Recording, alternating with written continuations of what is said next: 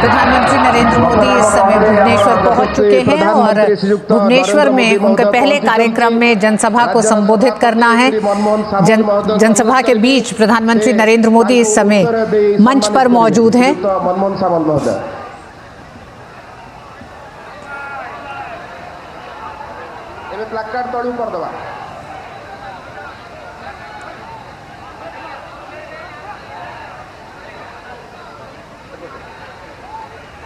आम समस्ते करताली दे स्वागत करवा।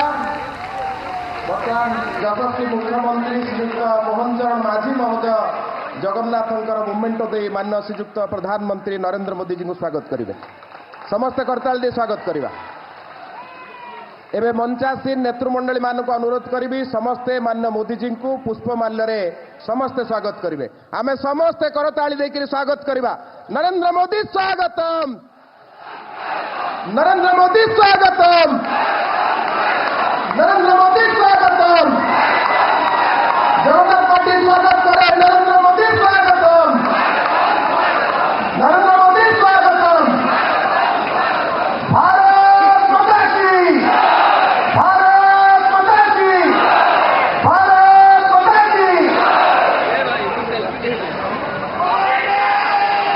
वर्तमान राज्यर यशस्वी सभापति श्रीयुक्त मनमोहन सामल महोदय को अनुरोध करी से आज सभा कार्य को आरंभ करेंगे। भारत माता की, भारत माता की। आज आमर समस्तंकर सौभाग्य जे आज यशस्वी प्रधानमंत्री नरेंद्र भाई मोदी आज भुवनेश्वर रे 3 दिन गस्तर आमको अवसर मिली जे आम समस्ते शुणा। मु आज ये भुवनेश्वर महानगरी ओडिशा प्रदेश तरफ यशस्वी प्रधानमंत्री नरेंद्र भाई मोदी को स्वागत करुच्ची एवं धन्यवाद दूची से आज आमको समय देती। आमर यशस्वी मुख्यमंत्री मोहन माझी आम संगे अच्छा, केंद्र मंत्री धर्मेंद्र भाई, केंद्र मंत्री जुएल भाई, अश्विनी भाई आम संगे अच्छा, राष्ट्रीय उपसभापति बैजयंत भाई आम संगे अच्छा, 2 उपमुख्यमंत्री केवी सिंह देव प्रभाती भौणी अच्छा, आमर एठिकार लोकप्रिय सांसद अपराजिता भौणी अच्छा एवं बाबू सिंह स्थानीय विधायक अच्छा। जहाँ कहती से करती 14 मसीह आज पर्यंत ओडिशा जी यशस्वी प्रधानमंत्री जहाँ कहते ऑयल रिफाइनरी संपूर्ण करने आरंभ करी जहाँ जहाँ ओडिशा रे आज घटी जातीय राजपथर विकास हो, ग्रामांचल विकास हो, पीवा पानी विकास हो, सबू कार्य आज यशस्वी प्रधानमंत्री आम पाखे जी अच्छा जहाँ कहते ओडिशा पार्लियामेंट रे कहते ओडिशार अपेक्षा रखिंट ओडिशा समृद्ध हम, ओडिशा देशर एक समृद्ध राज्य रे पहुँचब, 1 नंबर राज्य रे पहुँचब ये आशा जो रखिंट मु विश्वास दूची। आम समस्ते कठिन परिश्रम करवा एवं निश्चित भाव में यशस्वी प्रधानमंत्री नरेंद्र भाई मोदी जो आग्रह अच्छी, इच्छा अच्छी, मन रे संकल्प अच्छी ताको पूरा करवा। निर्वाचन रे जो जो कथा से कहते प्राय प्राय कथा आम सब करूँ। आम जगन्नाथ चारिद्वार खोलीचु, सबू विषय करूँ, 31 धान क्विंटाल करूँ, सुभद्रा योजना टंका दबा आरंभ करूँ, रत्न भंडार खोलीचु, बजेट रे सब प्रोविजन करूँ। अधिक आलोचना मु करी ना। आज आम तांकटू शुणा समय मु नेबी ना आपणकर आपण भीतर अंतराय सृष्टि करी ना। एवं मु अनुरोध करी आमर यशस्वी मुख्यमंत्री मोहन चरण माझी से तांको भाषण संक्षिप्त भाषण आम आगे रखिए। तापर यशस्वी प्रधानमंत्री मोदी को आम तांको वक्तव्य शुणा। समस्त नमस्कार, धन्यवाद। भारत माता की।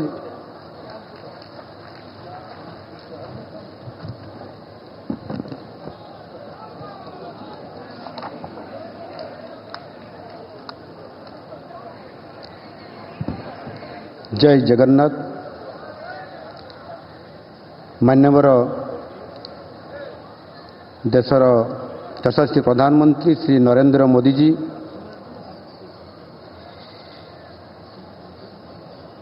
भारतीय जनता पार्टी राज्य सभापति मनमोहन सामल महोदय,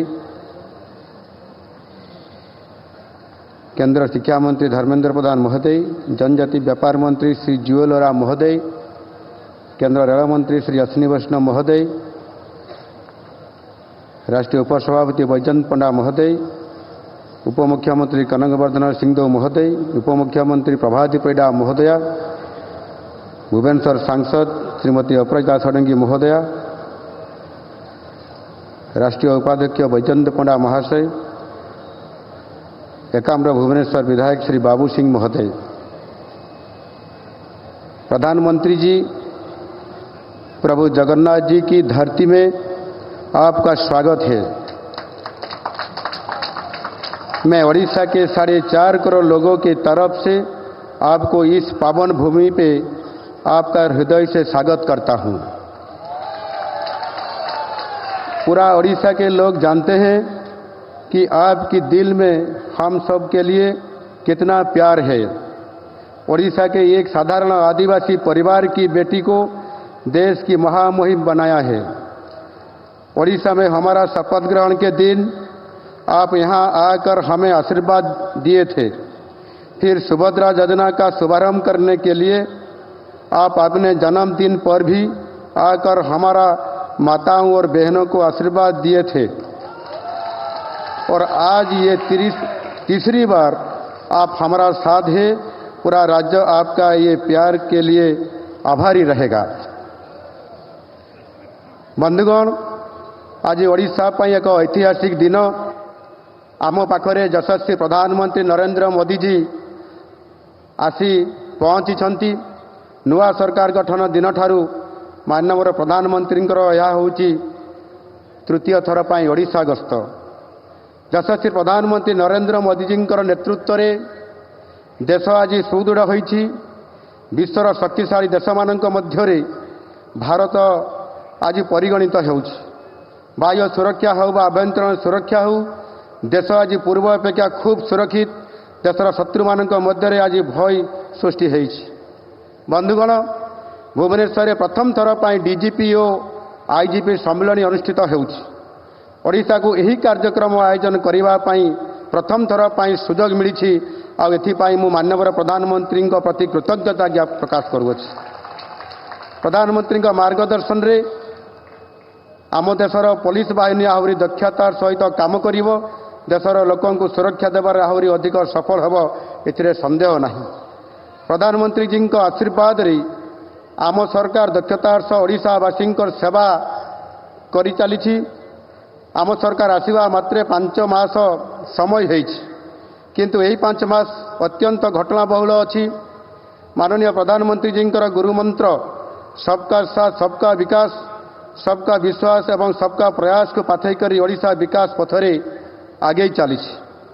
ओडिशार अस्मिता और स्वाभिमान सुरक्षा सहित महिला सशक्तिकरण दिगरे सुभद्रा योजना 1 कोटी महिला आर्थिक सहायता प्रदान, चाषी आर्थिक विकास पाई धान क्विंटाल पिछा 3100 टंका प्रदान आदि अनेक जुगान्तकारी पदक्षेप निया जाइछि। शिल्प क्षेत्र में अधिक पुंजी निवेश पाई जोरदार उद्यम आरंभ होइछि। उत्कर्ष ओडिशा माध्यम देशर दिल्ली, मुंबई भली अनेक स्तर में रोड शो कर ओडिशार पुंजी निवेश पाई शिल्प संस्था मानक आमंत्रण करा जाउछि। वर्तमान सुधा 1,80,000 कोटी टंकार पुंजी निवेश पाई अनुमोदन करा जाई 1,10,000 नियुक्तिर संभावना सृष्टि करा जाइछि। रेल और रोड शो पाई रेल एवं रोड पाई 40,000 कोटी टंकार केंद्र सहायता रे ओडिशार भित्तिभूमिर विकास सहित शिल्पर विकास को त्वरान्वित करा जाउछि। Utkarsh Odisha make in Odisha conclave 2025 जनवरी 28 और 29 तारिख में अनुष्ठित होब। एथिरे सारा देश विश्वर अनेक शिल्पपति जोग देवार कार्यक्रम रही। सही समय ओडिशा को आहरी लक्ष लक्ष कोटी टंकार पुंजी आसबार संभावना उज्जवल होब। 18,000 खाली थिबा सरकारी पदवी मध्य इतिमध्य आमे पूरण करिछु। सबुठारु बड़ कथा होउछि आम सरकार एक संवेदनशील सरकार भावे नियमित भावे साधारण लोकंकर दुख सुख शुणा सहित तार समाधान करने आगे आसीछु। आईपाई आज आमको लोकंकर सरकार बोली लोक कहउछंती। मो शेषरे माननीय प्रधानमंत्री जी जो भारत को एक 2047 मसीहा सुधा विकसित देश गठन करिवार जो संकल्प रखिछंती सेइथिपाई आमे 2036 मसीहा जेतेबेले ओडिशा प्रदेशर गठनर 100 वर्ष पूरण हब सेतेबेले समृद्ध ओडिशा गठन करिकी नुआ ओडिशा गठन करिकी आमे जहाँ मोदी जी पूर्वोदयर कथा कहिछंती एवं विकासर रेल रे भारत प्रथम बगी हेब ग्रोथ इंजिन रो धारारे ओडिशा तार विकास पथरे आगको बढ़िब आउ सेथिपाई मु निश्चित भाव रे आह्वान रखिबी जे आगामी दिन में मोदी जी नेतृत्व में ओडिशा रे डबल इंजिन रो सरकार एवं ओडिशा रो 4.5 कोटी जनता विश्वास भरोसा उपरे निश्चित भाव रे मोदी जी भरोसा अतुट रही और रहिबो मध्य निश्चित भाव रे ओडिशा आगामी दिन में समृद्ध ओडिशा हम नुआ ओडिशा गठन करिबो आ सेतिपाई मोदी जी आशीर्वाद निश्चित भाव में आम पाखे अच्छी मु पुणी थे जगन्नाथ भूमि रे आपण को सादरे स्वागत करुच्ची धन्यवाद वंदे उत्कल जननी भारत माता की जय।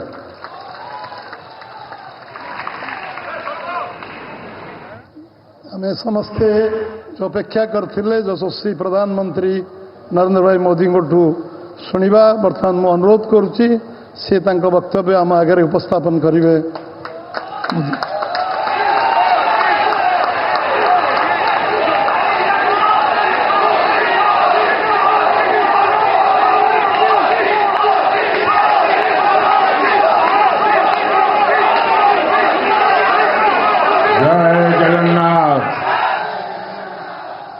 जय जगन्नाथ। ओडिशार सबू भाइयों भौणी मान को मोर नमस्कार एवं जुहार। ओडिशार मोर सबू परिवारजन माँ मौसी भाई भौणी जूब साथी मान को शुभेच्छा ओ अभिनंदन। 5 दिन पहले मुझे दिल्ली में उड़ीसा पर्व इस शानदार समारोह में शामिल होने का अवसर मिला था और बहुत बढ़िया मसाले वाली चाय भी पी थी।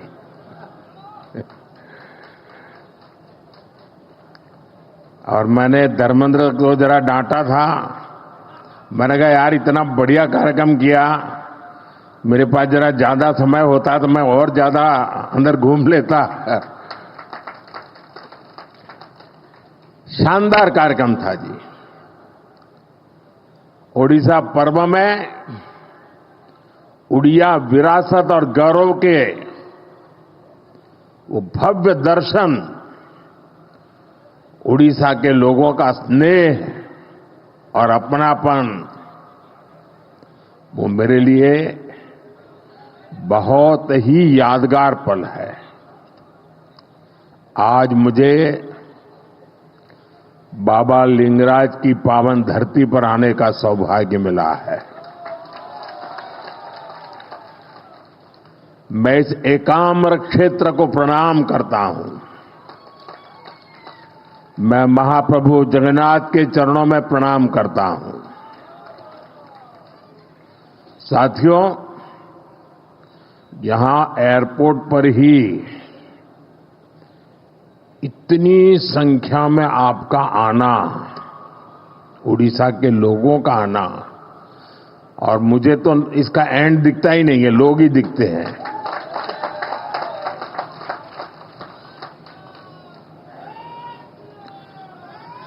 आपके इस प्यार के लिए मैं आपका बहुत आभारी हूं। और मैं देख रहा हूं कि एक उमंग, ऊर्जा आपके चेहरों पर, खुशी, चमक मैं देख भी रहा हूं, मैं अनुभव कर रहा हूं, और ये चमक बता रही है कि महाराष्ट्र चुनाव के नतीजों ने, हरियाणा के चुनाव के नतीजों ने, और इन दिनों देश भर में जो उपचुनाव हुए उससे जो नतीजे आए हैं, पूरे देश में कैसा विश्वास भर दिया है, ये मैं आपके आंखों में देख रहा हूं। अब देखिए, उड़ीसा ने शुरुआत की, फिर हरियाणा, फिर महाराष्ट्र, और यही तो भाजपा की विशेषता है, और यही हमारे कार्यकर्ताओं का सामर्थ्य है, हमारी पार्टी के कार्यकर्ताओं का सामर्थ्य है। विपक्षी दल बीजेपी सरकार के खिलाफ सुबह शाम अपप्रचार करते रहते हैं, लेकिन जनता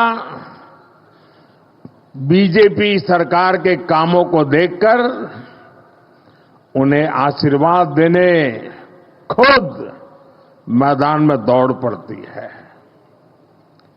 आप याद करिए, चुनाव से कुछ महीने पहले तक बड़े बड़े पॉलिटिकल एक्सपर्ट्स ओडिशा में बीजेपी को पूरी तरह से खारिज कर रहे थे। ये लोग कह रहे थे कि उड़ीसा में बीजेपी इतनी बड़ी ताकत बन ही नहीं सकती कि वो अपने आप अपने बलबूते पर सरकार बना ले। लेकिन जब परिणाम आए तो सारे के सारे अपने आप को बड़ा तीसमार खा मानते थे। वो लोग हैरान हो गए, क्योंकि उड़ीसा के लोगों ने भाजपा की केंद्र सरकार के कामों को और दिल्ली में बैठते हुए भी उड़ीसा के लोगों के साथ जो अपनापन का नाता, सुख दुख का साथ, ये 10 साल में उड़ीसा के गांव गांव, घर घर ये बात पहुंच चुकी थी। जब राज्य में हमारी सरकार भी नहीं थी, हमारी योजनाओं के नाम भी बदल दिए जाते थे, सब कुछ होता था, फिर भी ओडिशा के विकास के लिए पूरी लगन और ईमानदारी से हम लगातार काम करते रहे। केंद्र सरकार ने, और मैं कहता हूं भारत सरकार के मंत्रिपरिषद में जितना उड़िया का प्रतिनिधित्व रहा है, पहले कभी नहीं रहा। और केंद्र सरकार ने कभी ये नहीं सोचा कि यहां पर जो सरकार है वो हमारे साथ है, नहीं है, कार्यकर्ताओं को अच्छा लग रहा है, बुरा लगता है, हम वो नहीं सोचते थे। हम जनता का भला करना सोचते थे। और हमने उड़ीसा को केंद्र से मिलने वाले बजट को 3 गुना किया था। हमने उड़ीसा के लिए नई नई योजनाएं बन चलाई, यहां वर्ग हर समाज की समान भाव से सेवा की।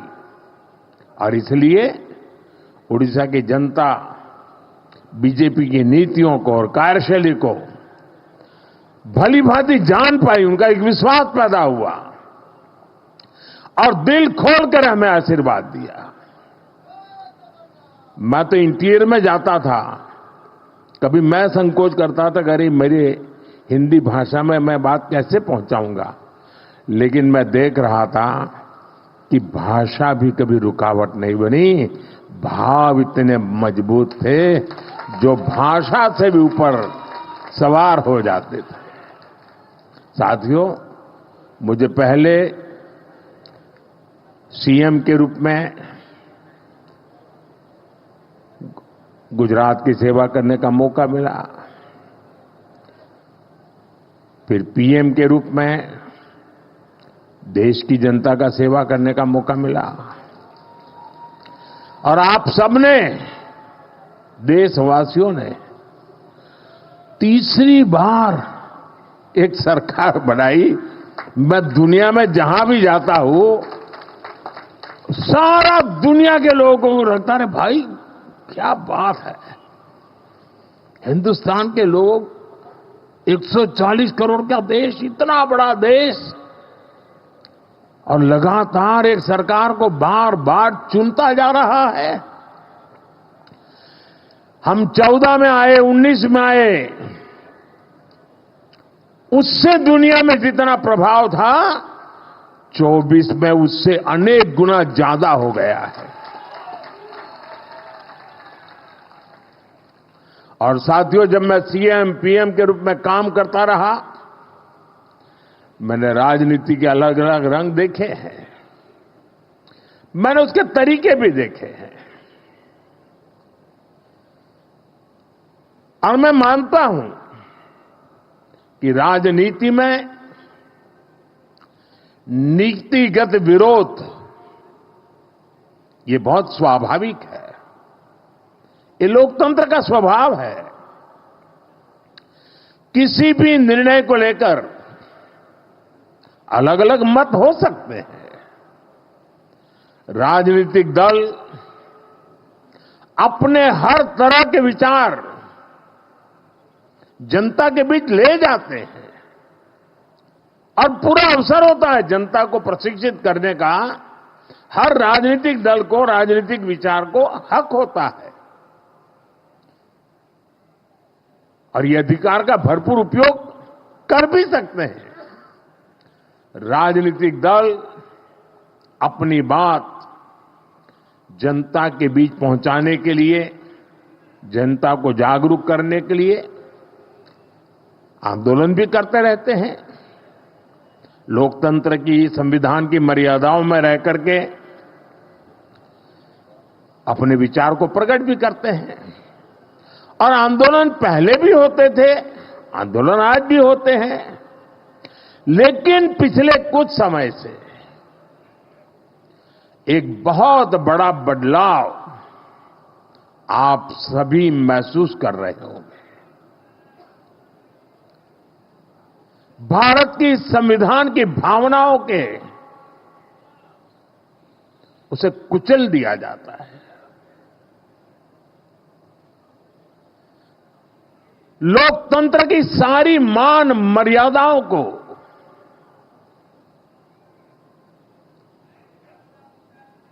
अस्वीकार किया जाता है।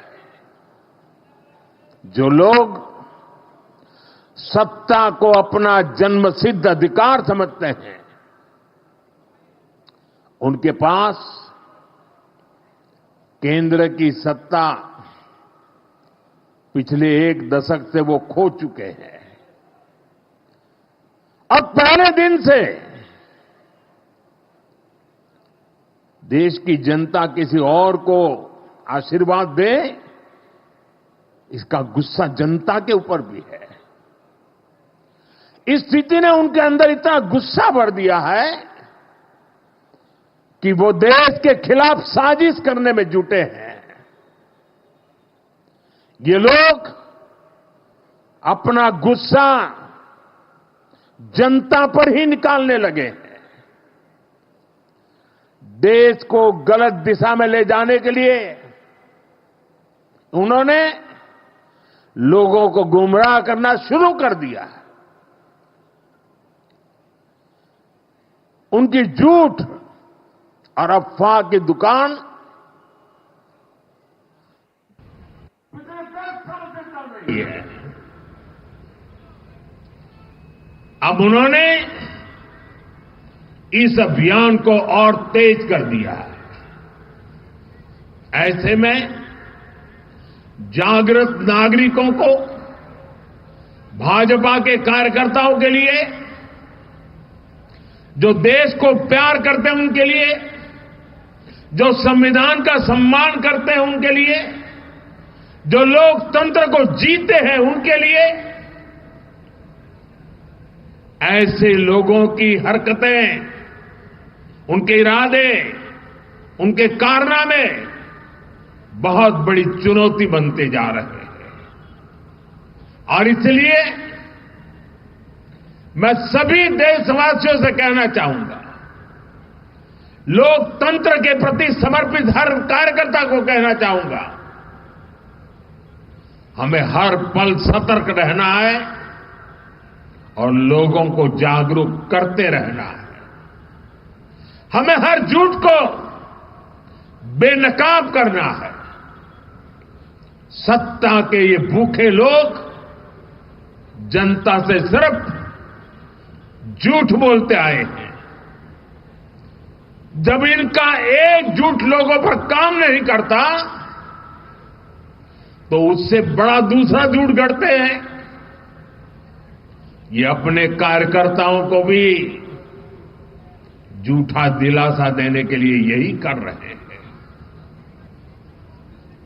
मैं तो आप भी तो देखते होंगे ना, 2019 में जो चौकीदार उनके लिए चोर था, 2024 में आते आते वो ईमानदार हो गया और एक बार भी चौकीदार को चोर तो गाली नहीं पड़ी।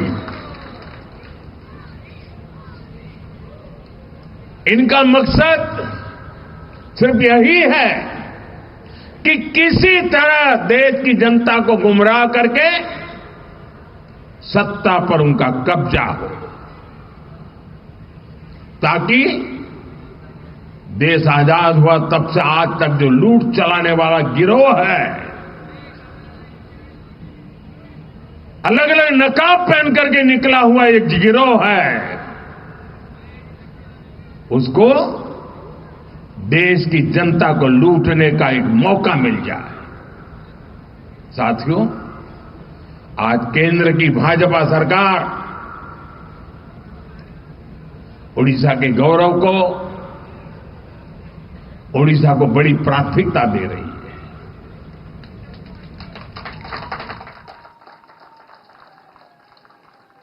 इसी महीने ओडिशा में आप सभी ने बाली यात्रा का भव्य आयोजन किया, सफल आयोजन किया है। और अभी मैं यहां डीजीपी कॉन्फ्रेंस में हिस्सा लेने आया हूं और आप में से बहुत लोगों को आश्चर्य, यहां के मीडिया के लोगों को भी आश्चर्य होगा। हमारे देश में लगभग 125 साल से ये डीजीपी कॉन्फ्रेंस चल रहा है, हर वर्ष हो रहा है। 125 साल से, अंग्रेजों के जमाने से चल रहा है। 125 साल से डीजीपी कॉन्फ्रेंस चल रहा है, उड़ीसा में पहली बार हो रहा है। देश भर के इस क्षेत्र के जो प्रमुख लोग हैं, वो 2 दिन यहां बैठ करके महाप्रभु जी की इस पवित्र धरती से प्रेरणा लेकर के अपने अपने क्षेत्र में जाने वाले हैं।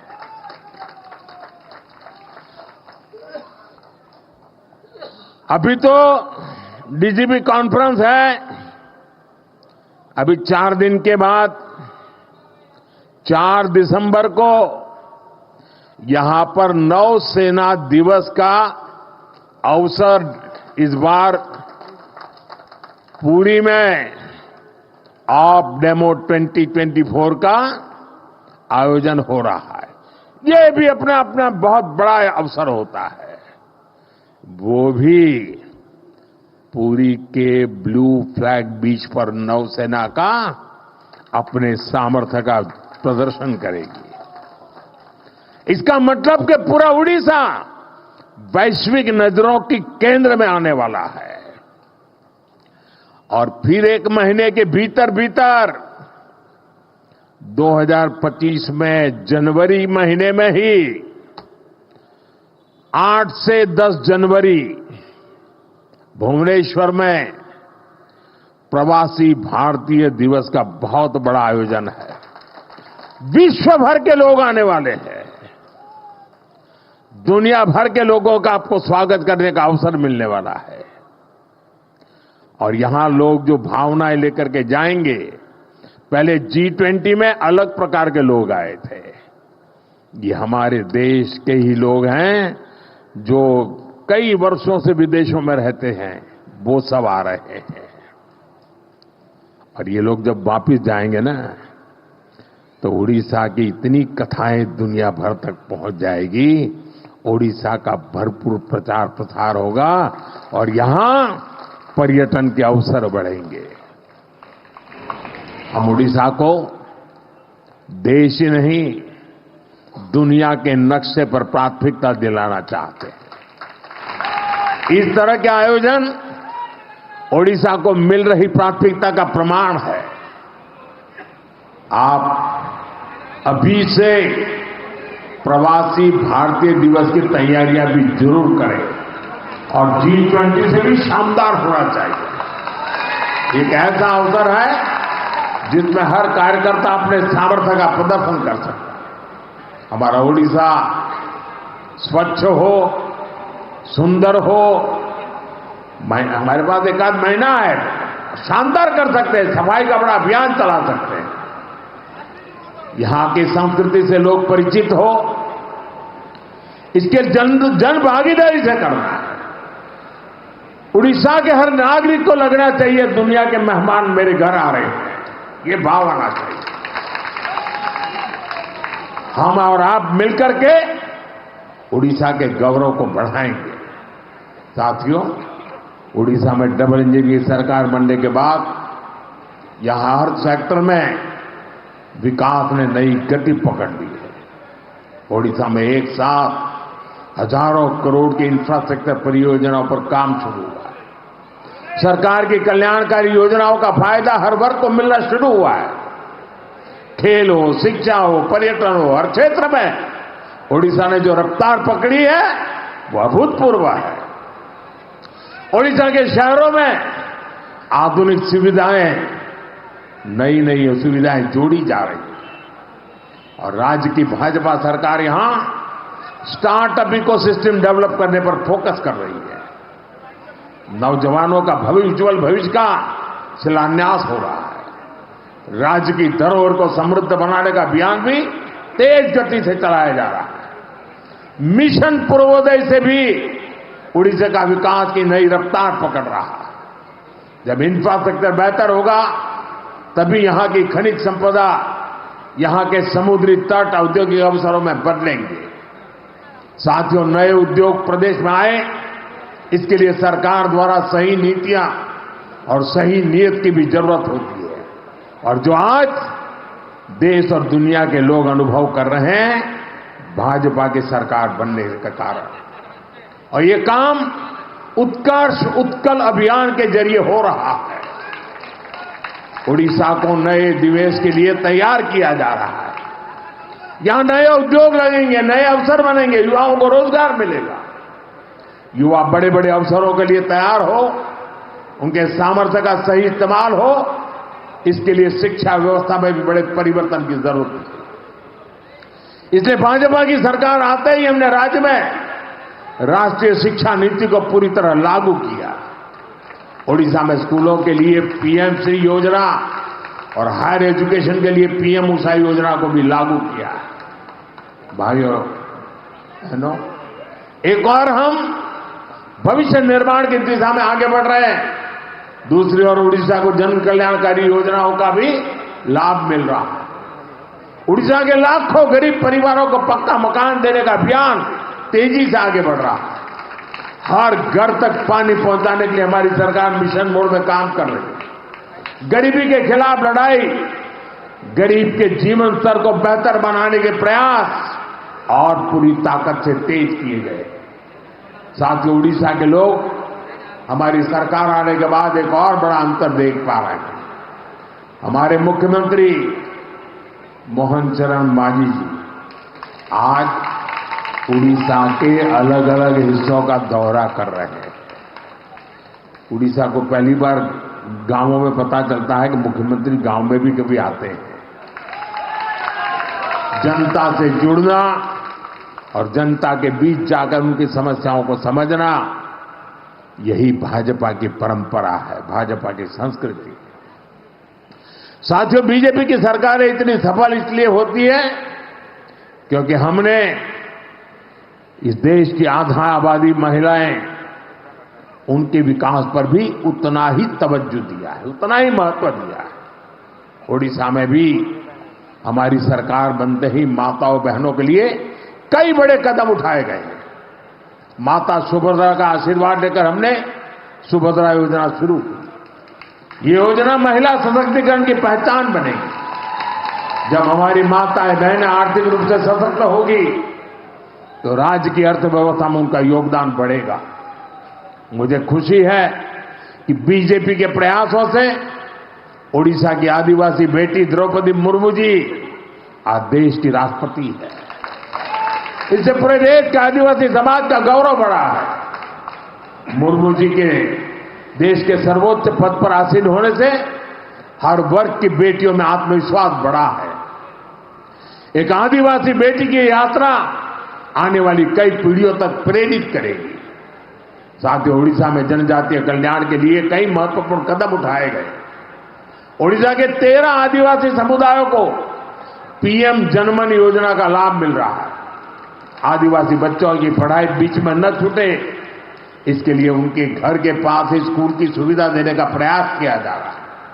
ओडिशा के आदिवासी बहुल इलाके में एकलव्य मॉडल आवासीय स्कूल खोले गए। साथियों, चुनाव के समय मोदी ने आपको कहा था कि जो गारंटी मैं दूंगा उसे तेजी से पूरा किया जाएगा। आज ओडिशा में हमारी सरकार हर गारंटी को पूरा करने के लिए काम कर रही है।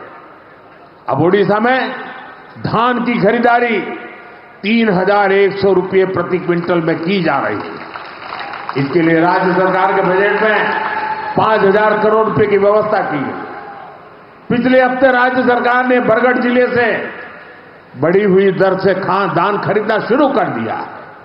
इसी तरह हम अपनी हर गारंटी को तेजी से पूरा कर रहे हैं। इसलिए मैं फिर कहूंगा, मोदी की गारंटी यानी गारंटी पूरी होने की गारंटी। साथियों, हम हमारे संकल्पों को पूरा करेंगे, विकसित ओडिशा के लिए काम करेंगे। और मैं आपका उत्साह और उमंग देख रहा हूं। जो सपने लेकर के हम चले हैं उसके लिए मेहनत में कोई कमी नहीं रखेंगे। आप सब यहां आए, इसके लिए मैं एक बार फिर आप सबका आभार व्यक्त करता हूं। दरअसल तो मैं एक आज सरकारी मीटिंग के लिए आया हूं, लेकिन हमारे धर्मेंद्र जी वगैरह ने तय किया नहीं, हम तो चाहते हैं, तो मुझे अच्छा लगा। आप सबके दर्शन करने का मुझे मौका मिल गया। आप सबका बहुत बहुत धन्यवाद।